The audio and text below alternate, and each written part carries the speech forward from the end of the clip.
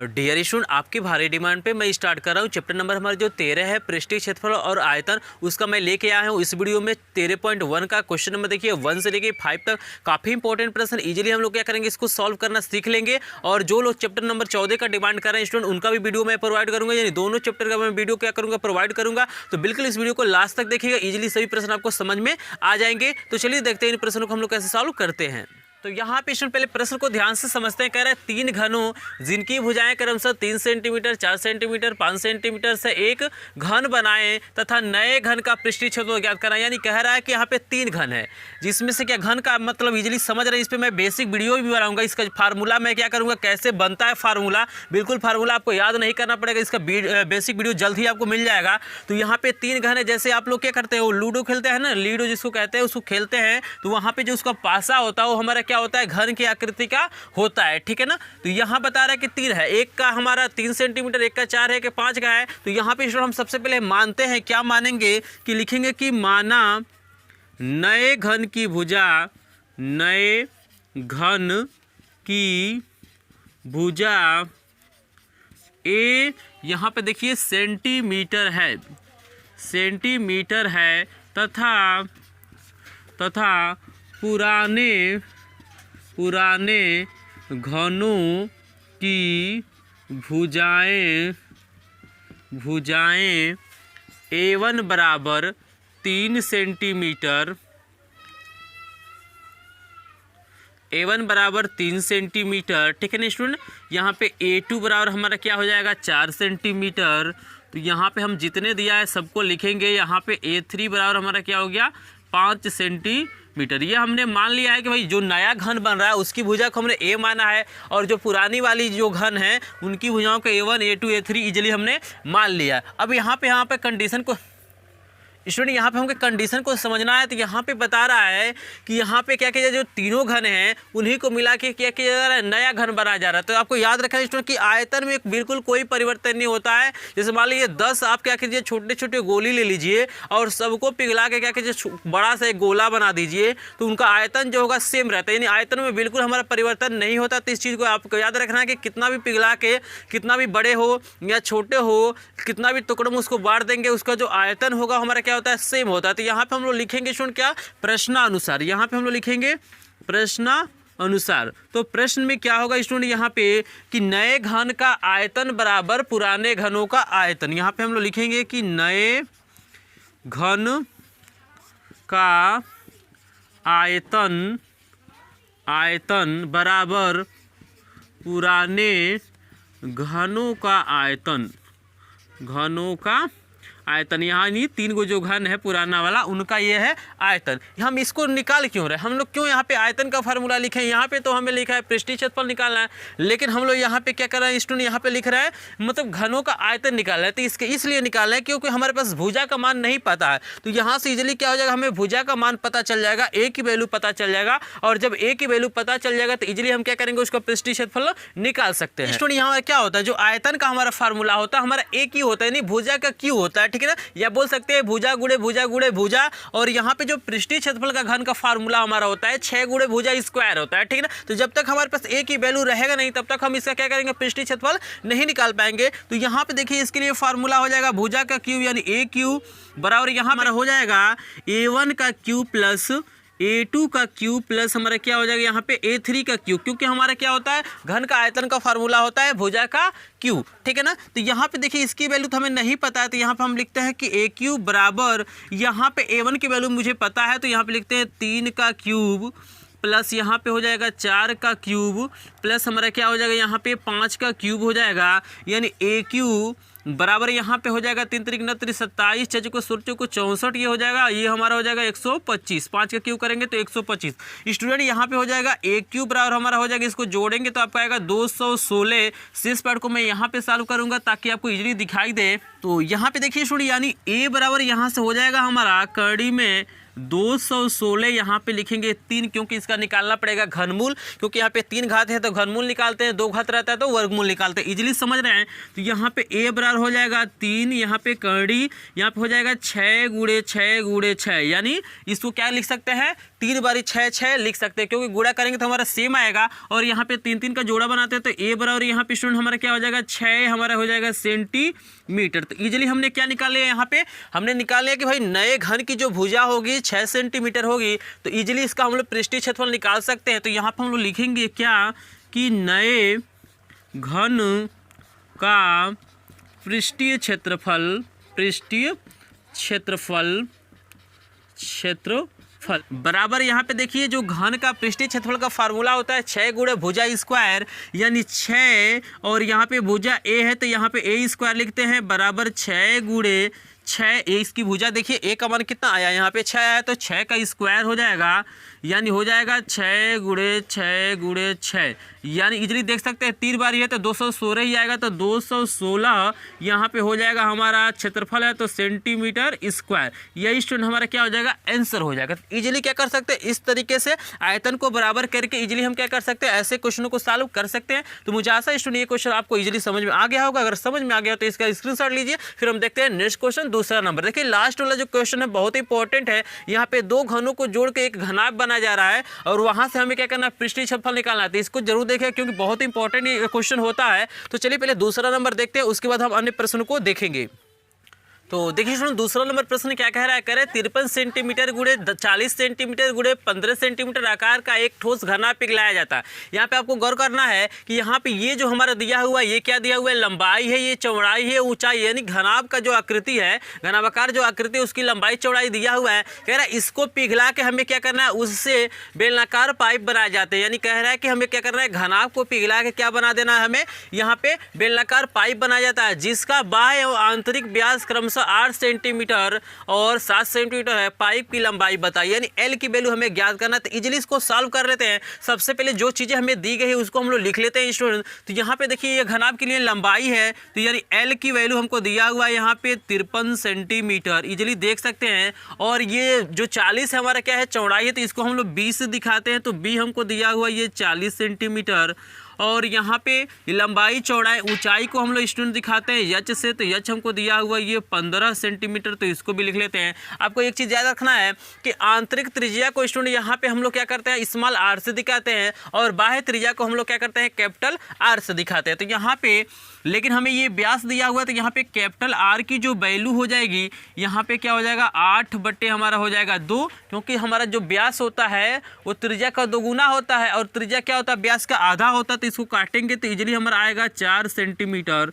और small are की जो वैल्यू है स्टूडेंट यहाँ से इजीली देख सकते हैं ये 7 है, तो यहाँ पे लिखते हैं 7 बटे 2। तो 7 बटे 2 भी यूज कर सकते हैं, और नहीं तो इसी को अगर लिखना है तो आप लिख सकते हैं 3.5 सेंटीमीटर। तो चलिए जैसा आवश्यकता होगा वैसा हम लोग यूज करेंगे। अब यहाँ पे हम लोग को समझना है कि पाइप की लंबाई निकालने के हम लोग क्या कर सकते हैं। तो यहाँ पे देख सकते हैं कि हम घनाभ को ही पिघला के क्या कर रहे हैं, यहाँ पे बेलनाकार पाइप बना रहे हैं। तो मैं बताया था कि किसी भी चीज़ को यदि पिघला दीजिए और कितना भी आकृति बना दीजिए लेकिन उसका आयतन में कोई परिवर्तन नहीं होता है। तो यहाँ पर हम लोग कर लेते हैं प्रश्नानुसार, यहाँ पे स्टूडेंट लिखेंगे प्रश्नानुसार। तो प्रश्न के अनुसार क्या हो जाएगा, तो ये लिखेंगे कि हमारे जो बेलनाकार पाइप का आयतन वो क्या होगा, घनाभ के आयतन के बराबर होगा।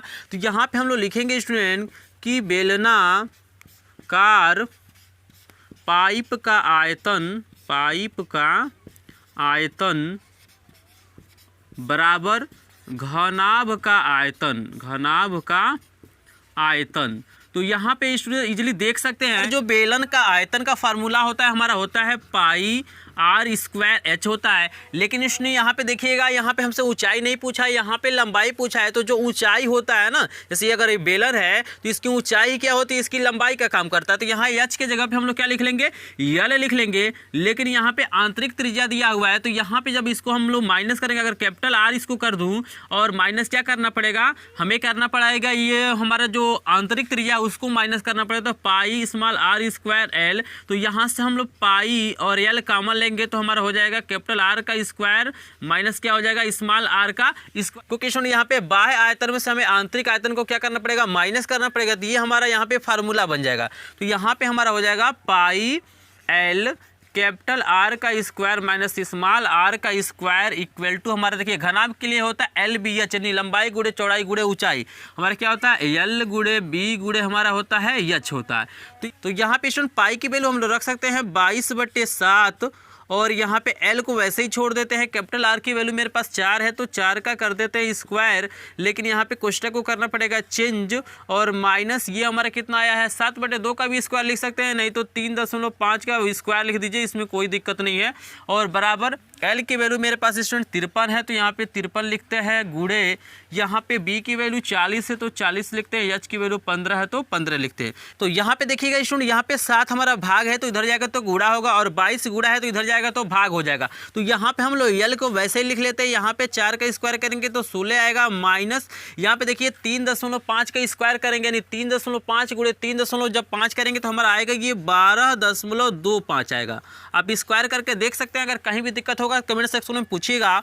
और इक्वल टू हमारा ये हो जाएगा 53 गुणे 40 गुणे 15 और गुणे 7। 7 कहाँ से आया तो ये वाला 7 जो भाग था इधर गुणा हुआ है और बट्टे हमारे स्टूडेंट यहाँ पे हो जाएगा 22, ठीक है ना। इसको हमने लिख लिया। अब हम क्या करेंगे शेष पार्ट को यहाँ पे सॉल्व करेंगे ताकि आपको इजीली दिखाई। तो एल की वैल्यू हमको निकालना है तो एल को यहीं छोड़ते हैं बराबर यहाँ पे देखिएगा 16 में से जब हम 12.25 को माइनस करेंगे तो हमारा आएगा 3.75। ये हमारा हो जाएगा एल गुणे 3.75 बराबर और यहाँ पे देखिए इसको तो अभी वैसे ही लिख रहा हूँ तो ये हो जाएगा 53 गुणे 40 गुणे 15 गुणे 7 और बट्टे हमारा हो जाएगा यहाँ पे स्टूडेंट 22।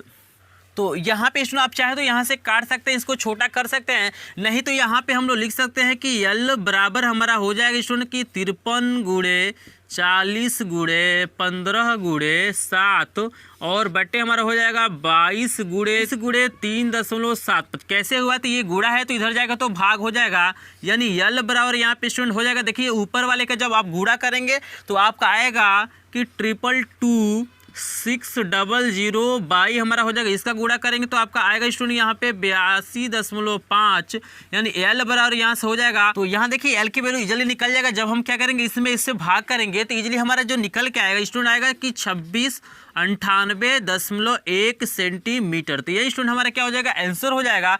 तो मुझे आशा है स्टूडेंट ये प्रश्न आपको इजीली समझ में आ गया होगा। प्रश्न समझ में आ गया तो इसका स्क्रीनशॉट लीजिए। हम फिर नेक्स्ट क्वेश्चन देखते हैं। हम 3 नंबर का प्रश्न काफी इंपॉर्टेंट प्रश्न है, तीसरा भी। तो देखिए स्टूडेंट जो 3 नंबर का प्रश्न है काफ़ी इंपॉर्टेंट प्रश्न है, इसको इजीली हम लोग सॉल्व कर लेंगे। बस प्रश्न को आपको समझना है, इजीली ये सॉल्व हो जाएगा। कह रहा है कि बीमा का मतलब आप याद रखिएगा कि लंबाई चौड़ाई ऊंचाई, ठीक है ना। तो कह रहा है कि बीमाओं 5.5 सेंटीमीटर 10 सेंटीमीटर 3.5 सेंटीमीटर वाला एक घनाभ बनाने के लिए 1.75 सेंटीमीटर व्यास और 2 मिलीमीटर मोटाई वाले कितने चांदी के सिक्के पिघलाना पड़ेगा। तो देखिए यहाँ पे सिक्कों की संख्या को हम इजीली निकाल सकते हैं, क्योंकि यहाँ पे घनाभ कि हमें क्या दिया हुआ है एल बी एच यानी लंबाई चौड़ाई और ऊंचाई दिया हुआ है। तो इससे इजीली हम लोग क्या करेंगे इसका आयतन निकाल लेंगे। और अगर यदि हम क्या करें एक चांदी के सिक्के का आयतन निकाल लें तो उससे हम अगर इसमें भाग करेंगे घनाभ के आयतन में तो इजीली मुझे पता चल जाएगा कि कितने सिक्के की आवश्यकता पड़ेगी। तो आपको समझना पड़ेगा कि यहाँ पे जो चांदी का सिक्का है वो हमारा क्या होगा बेलनाकार, यानी बेलन का ही एक भाग होगा, ठीक है ना। बेलनाकार आकृति होगी क्योंकि सिक्के की कुछ ना कुछ मोटाई होती है। तो जो मोटाई होती है सुनिए यहाँ पे सिक्के की वही क्या होता है ऊंचाई का काम करता है। तो यहाँ से हमसे सबसे पहले क्या करते हैं जो मान हमारे पास है उसको हम लिखते हैं। तो यहाँ पे देखिए घनाभ की जो लंबाई है एल की वैल्यू हमें दिया हुआ है 5.5 सेंटीमीटर। यहाँ पे देखिए बी की वैल्यू दिया हुआ है 10 सेंटीमीटर और जो एच है हमको दिया हुआ है 3.5 सेंटीमीटर। और यहाँ से इजीली देख सकते हैं ये तो हमारा घनाभ हो गया। यहाँ से इजीली हम लोग क्या कर सकते हैं इसका आयतन निकाल सकते हैं। तो सबसे पहले हम क्या करते हैं यहाँ पे घनाभ का आयतन निकाल लेते हैं। तो यहाँ पे लिखेंगे कि घनाभ का आयतन बराबर एल गुणे बी गुणे हमारा क्या हो जाएगा एच, यानी एल की वैल्यू दिया हुआ है 5.5 गुणे 10 गुणे 3.5 और स्टूडेंट जब इसका गुणा करेंगे तो इजीली हमारा आएगा 192.5 यहाँ हो जाएगा सेंटीमीटर क्यूब। तो यहाँ पे स्टूडेंट हमने क्या किया, घनाभ का आयतन निकाल लिया। अब स्टूडेंट यहाँ पे हमने इसको लिख लिया। अब हमारी बारी आ जाती है सिक्के की आयतन निकालने का। तो देखिए एक सिक्के का आयतन निकालने के लिए हमें क्या चाहिए, हमें चाहिए आर की वैल्यू और एच की वैल्यू, क्योंकि यहाँ पे जो फार्मूला होता है बेलन का आयतन का वो हमारा होता है पाई आर स्क्वायर एच होता है। तो हमारे पास तो ये जो एच है हमारा घनाभ के लिए, तो इसका यूज तो हम करेंगे नहीं। हम लोग क्या करेंगे, इसकी जो मोटाई दी गई है ना, जो मोटाई दी गई है वही हमारा क्या होगा, ऊंचाई का काम करेगा। इजीली समझ रहे हैं, अगर सिक्का है तो उसका कुछ ना कुछ क्या होता है, मोटाई होता है, और वही क्या होता है उसके लिए क्या करता है, ऊंचाई का काम करता है। तो यहाँ पे इसको हम लोग निकाल सकते हैं। तो यहाँ पे हम लिखेंगे कि एक सिक्के का व्यास बराबर, तो यहाँ पे इजीली देख सकते हैं हमको व्यास दिया हुआ है 1.75 सेंटीमीटर, तो लिखते हैं 1.75 सेंटीमीटर। तो यहाँ पे हम लोग एक सिक्के का हम लोग लिख सकते हैं कि त्रिज्या स्मॉल आर बराबर हो जाएगा 1.75 बटे हमारा हो जाएगा 2 सेंटीमीटर, क्योंकि हमारा क्या होता है, व्यास का आधा क्या होता है, त्रिज्या होता है। और यहाँ पे मोटाई भी दिया है, तो हम लिखेंगे एक सिक्के का मोटाई यहाँ पर हम इसको एच डैश से दिखा देते हैं, क्योंकि ऑलरेडी हमने एच लिखा है। एच डैश हमारा क्या हो जाएगा स्टूडेंट, यहाँ पे देखिए मोटाई हमको दिया हुआ है, ये 2 mm दिया हुआ है, 2 mm। तो मिलीमीटर को हम लोग जब सेंटीमीटर में बदलेंगे तो हमें 10 से क्या करना पड़ता है, भाग करना पड़ता है, क्योंकि 1 सेंटीमीटर में क्या होता है, 10 मिलीमीटर होता है, ठीक है ना। अब मिलीमीटर को सेंटीमीटर में बदलने के लिए हमें 10 से क्या करना पड़ेगा, भाग करना पड़ेगा। तो यहाँ पे हो जाएगा हमारा 2/10, यहाँ पे सेंटीमीटर, या इसी को लिख सकते हैं 0.2 हमारा क्या हो जाएगा, ये सेंटीमीटर। तो यहाँ से स्टूडेंट देख सकते हैं आर और एच की वैल्यू निकल गई, तो इजीली हम एक सिक्के का आयतन निकाल सकते हैं। तो चलिए इसका आयतन हम लोग निकालते हैं। तो यहाँ पे मैं इसको सॉल्व करता हूँ। तो यहाँ पे लिखूंगा मैं एक सिक्के का आयतन, एक सिक्के का आयतन।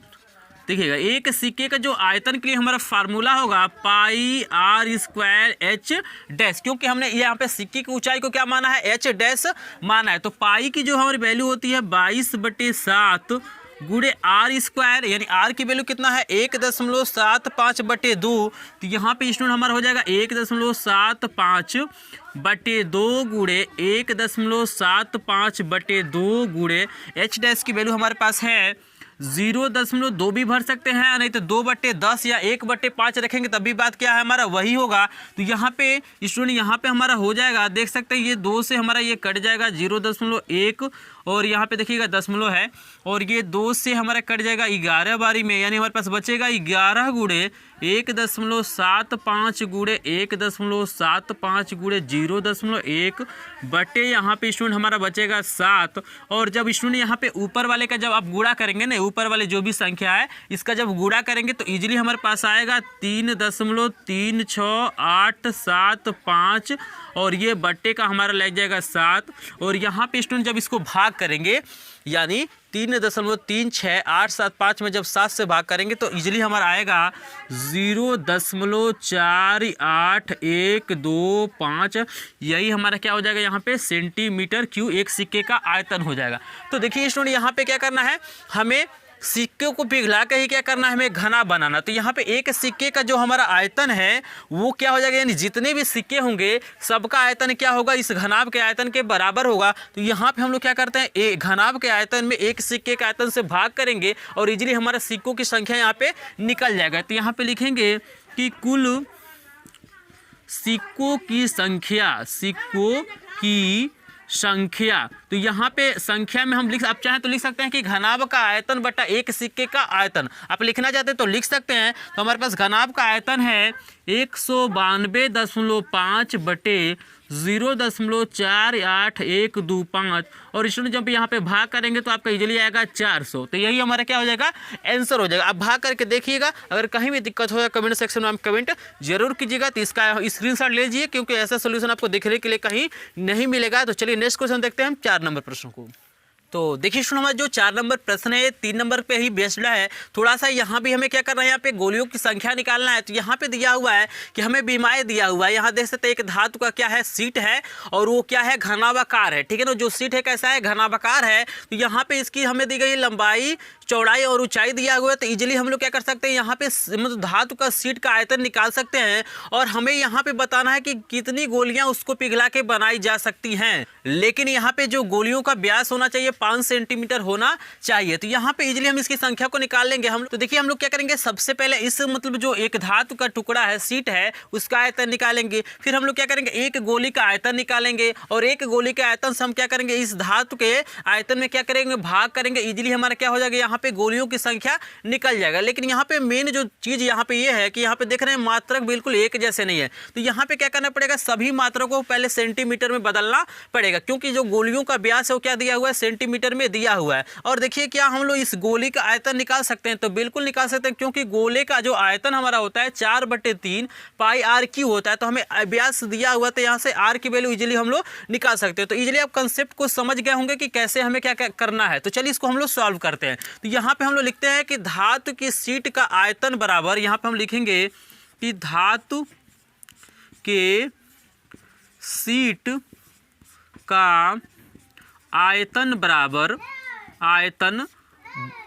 यहाँ पे मैं कर लेता हूँ। तो यहाँ पे देखिए फार्मूला क्या होता है, लंबाई गुणे चौड़ाई गुणे ऊंचाई। तो ऑलरेडी यहाँ पे दिया हुआ है, तो हमारा क्या हो जाएगा, यहाँ पे 11, और यहाँ पे देखिए डेकामीटर, 11 डेकामीटर गुणे हमारा क्या हो जाएगा 1 मीटर, और गुणे हमारा क्या हो जाएगा 5, हमारा क्या हो जाएगा डेकामीटर। तो इनको सबको हम क्या करेंगे, सेंटीमीटर में बदलेंगे। तो यहाँ पे देखिए 11 गुणे, तो देखिएगा 1 डेकामीटर हमारा क्या होता है 10 सेंटीमीटर होता है। तो 10 और गुणे, यहाँ पे देखिए 11 गुणे 10 कर दिए तो ये सेंटीमीटर में बदल गया। और 1 मीटर में क्या होता है हमारा 100 सेंटीमीटर होता है। तो 1 गुणे हमारा हो जाएगा 100, इसको भी हम सेंटीमीटर में बदल दिए।